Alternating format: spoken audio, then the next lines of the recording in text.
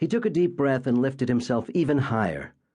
A part of him, the most secret and hidden part, was awash in a terrible, heavy sadness.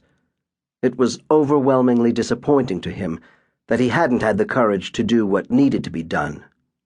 It would be his dying regret. With an assuredness that seemed born of much practice, he pushed himself up and over the thin railing that ran the length of the cord. The moment his feet left the bridge, Eddie regretted the jump. He hovered for an instant in midair, as though he were suspended above the water by strings. The depth seemed infinite. Sun glinted off the rippling water, shining like thousands of tiny daggers. His eyes widened in horror. Was there still time to turn around and grab hold?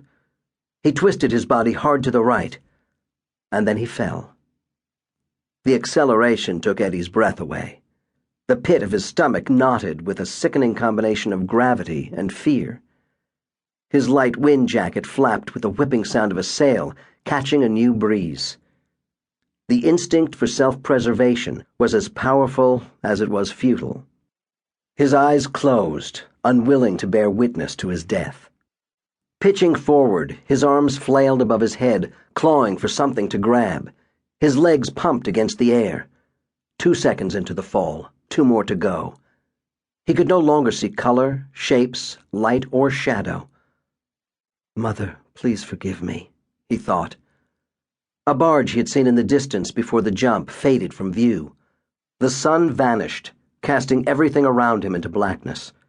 He could hear his own terrified scream and nothing else. Time passed. 2. Then 1. His body tensed as he hit, his feet connecting first, then his backside, and last his head. The agony was greater than he had imagined it could be. The sounds of his bones cracking reverberated in his ears. He felt his organs loosen and shift about, as though they had been ripped from the cartilage that held them in place. Pain exploded through him. For a moment, he had never felt more alive. Water shot up his nose, cold and numbing. He gagged on it as it filled his throat. A violent cough to expel the seawater set off more jolts of agony from his broken ribs. Face down, he lay motionless as he began to sink. From the blackness below, something glowed brightly, shimmering in the abyss. He couldn't see it clearly, but wanted to swim to it. It rose to meet him. It was his parents. They smiled up at him, beaming with ghostly white eyes, and beckoning for him to join them. Chapter 1. Monte eased himself out of his cozy bed, stretched while yawning, then crawled from underneath the expansive oak desk and lazily made his way over to Charlie. Charlie, leash in hand, looked down at his tricolored beagle and couldn't resist a smile.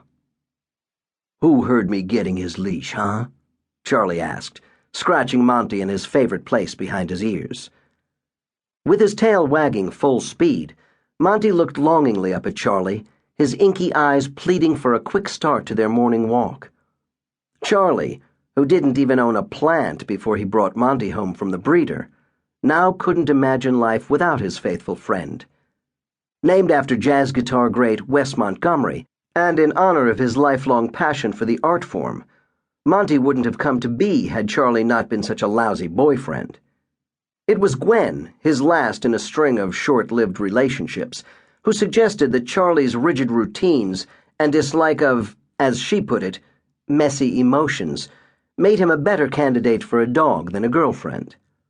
She packed up what few things she kept at his loft apartment, and on one rainy Saturday morning she was gone. Charlie, who had left as many girlfriends as had left him, wasn't one to dwell on the past or wallow in self-pity. Instead, intrigued by her suggestion, Charlie spent the next several hours researching dog breeds on the web, until he finally settled on the Beagle. It was a good-sized dog for an apartment, he reasoned. Short hair meant less shedding, tipping the scale away from the Labrador breed. He briefly contemplated a poodle with its hair coat and cunning intellect, but couldn't get the image of the groomed poodle Poof out of his mind. He found a breeder only a few miles down the road.